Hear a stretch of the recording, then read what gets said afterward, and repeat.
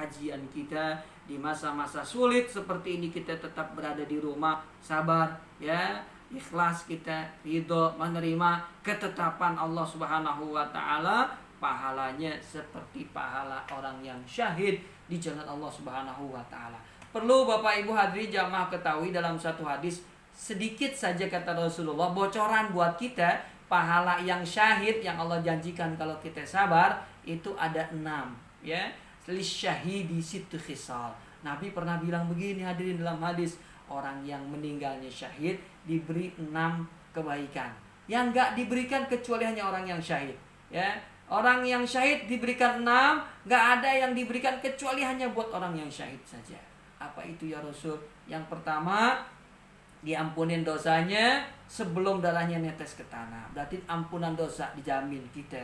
Yang kedua, ketika akan meninggal dunia, malaikat akan menghampiri kita. Saat sakratul maut, sayap kanannya dibuka, terlihatlah surga Allah Subhanahu wa taala. Malaikat tersebut akan katakan, inilah tempat tinggal kamu.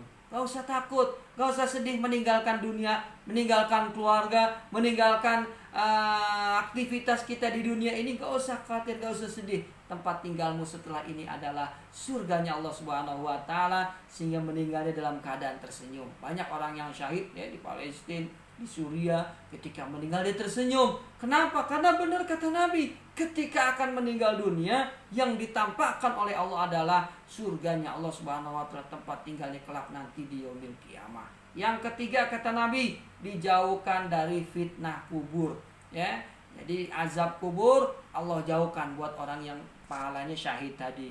Yang keempat apalagi ya Rasulullah? Yang keempat nanti diberikan kesempatan memberikan syafaat, pertolongan sebanyak 70 saudaranya yang di neraka diselamatin tuh sama orang yang mendapatkan pahala syahid.